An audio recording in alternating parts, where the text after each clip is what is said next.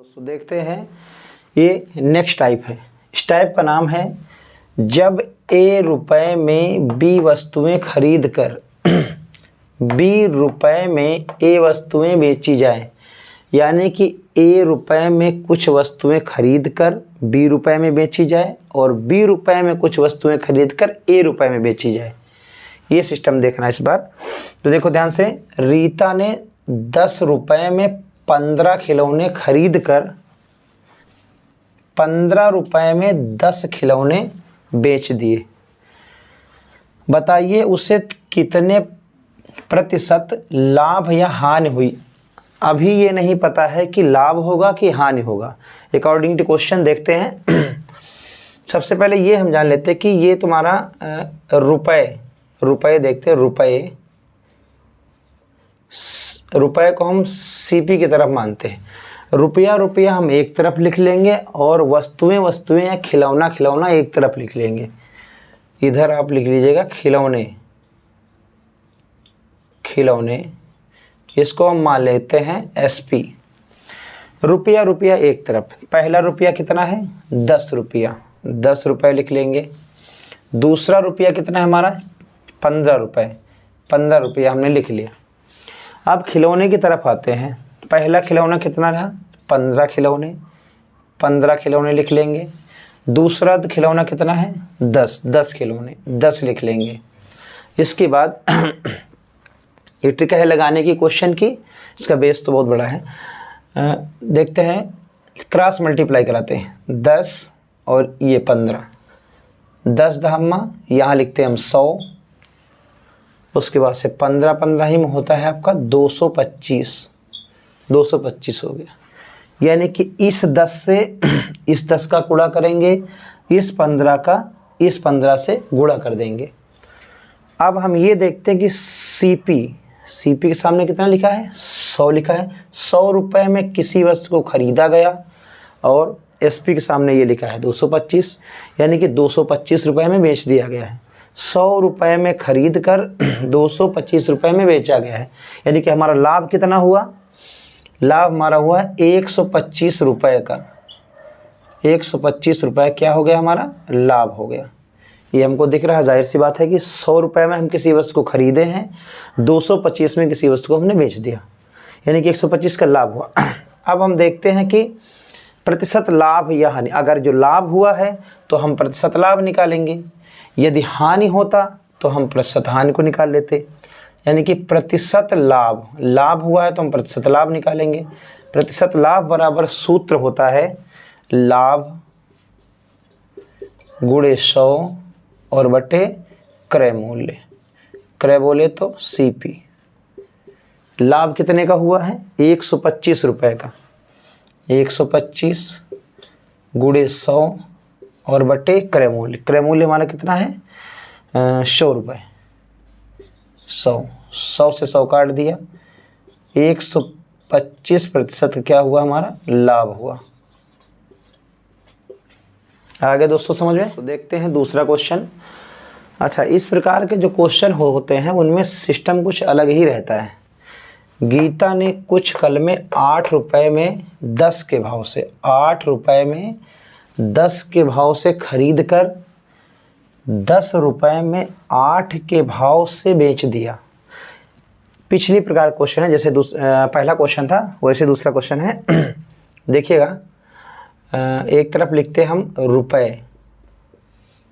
रुपए को हम ले लेते हैं सीपी और दूसरी तरफ हम लेते हैं कि भाव, यानी कि खिलौना या वस्तु कुछ भी लिख सकते हो, कोई दिक्कत नहीं है। वस्तु एसपी। अकॉर्डिंग टू क्वेश्चन, जैसे क्वेश्चन बोलता जाता है वैसे करते जाते हैं। रुपए क्या? 8 रुपये। दूसरा रुपया हमारा है 10 रुपये, 10 लिख दिया। पहली वस्तु है हमारी 10 के भाव से खरीदा। तो खरीदोगे तो कोई वस्तु ही तो खरीदोगे या कुछ भी ले लो होगा। 10। दूसरी वस्तु क्या है? 8। फिर से क्रॉस मल्टीप्लाई, 8 10 लाइन खींचा, 8 8 64, 10 10 100। यानी कि जो हमारी सीपी हुई है वो 64 है, 64 से 100 हो रहा है। अब जब 64 से 100 हो रहा है तो ये देखते हैं कि कितने का लाभ हुआ। CP हमारा कितना है, 64 है। SP हमारा कितना हुआ, 100 रुपये, यानी कि 64 रुपये में किसी वस्तु को खरीदा और 100 रुपये में बेचा, तो कितने का लाभ हो गया हमारा, 36 रुपये का लाभ हुआ, 36 रुपये का लाभ। तब हमें निकालना है लाभ प्रतिशत। लाभ हुआ तो हम लाभ प्रतिशत निकालेंगे, हानि होता तो हम हानि परसेंटेज निकालते। लाभ प्रतिशत यानी कि प्रतिशत लाभ बराबर होता है लाभ, लाभ कितना हुआ 36 का गुणे 100 और बटे कितना हुआ हमारा CP कॉस्ट प्राइस यानी कि क्रय मूल्य, सॉरी फार्मूला नहीं लिखी पहले। प्रतिशत लाभ बराबर होता है लाभ गुणे 100 और बटे क्रय मूल्य, क्रय बोले तो CP। वैसे फार्मूला आप लोग पढ़ा रहे हैं तो ध्यान दिए होंगे। लाभ कितना है अपना 36 गुणे 100 और बटे क्रय मूल्य, क्रय हमारा कितना आया है 64। अब हम इसे काटते हैं 4 से काटते पहले, 64 16 चौको 64, 4 से 25 को काट देते हैं। फिर हम इसे भाग देते हैं 2 से, 2 8 16 और 36 को काटते हैं 18, 18 में 36, फिर काट दे के फिर से 2 से काट देंगे, 2 चौको 8 और 2 नहीं 18। देखते हैं कि यहाँ से 25, तो 25 नवैया कितना होता है हमारा 225 और बटे कितना हुआ 4। हम इसे सॉल्व करेंगे तो क्या लिखेंगे, 4 को 22 से पहले भाग देंगे तो 4 पंचे 20, यहाँ कितना बचा 2, 25 हो गया, 4 छंग 24, 1 बचा, 1 सही बटे 4 में लगा देते हैं, 56 सही 1 बटे 4 % का क्या हुआ लाभ हुआ। उम्मीद है कि आप लोगों के समझ में आ गया होगा। हाँ दोस्तों, देखते हैं क्वेश्चन नंबर 3। इस क्वेश्चन में सबसे पहले ये देखते हैं कि उन्होंने ये बता दिया कि सुनीता ने 80 टॉफियां 5 रुपए में 4 के भाव से खरीद कर 4 रुपए में 5 के भाव से बेच दिया। बताइए कितने प्रतिशत का लाभ या हानि हुआ। इसमें देखो ये एक्स्ट्रा दे दिया गया है 80 टॉफियां, उससे आपको कोई लेना देना नहीं है, चाहे 80 टॉफियां रहे, चाहे 100 टॉफियां रहे, चाहे 1000 टॉफियां रहे, इससे आप कोई मतलब नहीं। सिर्फ ये देखना है कि कितने रुपए में खरीद कर कितने भाव से बेचा जा रहा है, बस ये हमको देखना, बस सिंपल सी बात है।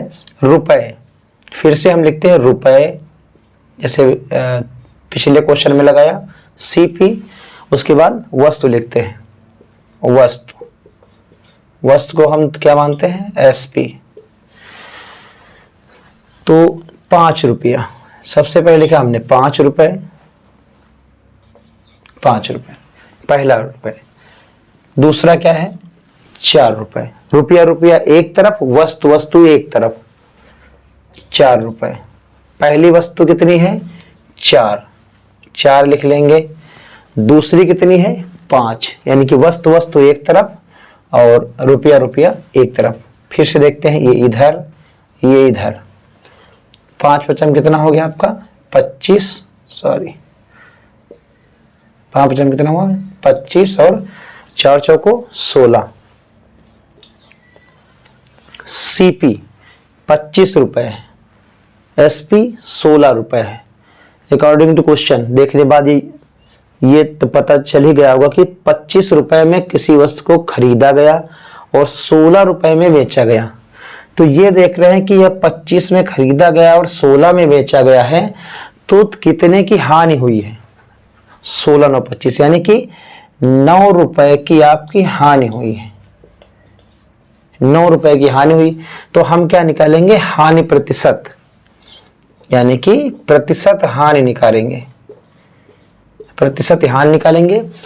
तो फार्मूला तो वही होता है कि हानि गुणे 100 और बटे क्रय मूल्य, क्रय बोले तो CP।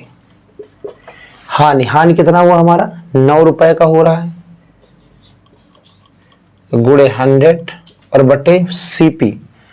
सीपी कितने की है अपनी 25 रुपए की, 25 हम लिख देंगे यहां, काटते हैं 25 चौको 100 और 4 में 36, यानी 36% की हानि हुई है। दोस्तों आप लोगों को हमारा वीडियो पसंद आया हो तो प्लीज लाइक सब्सक्राइब कर दीजिएगा।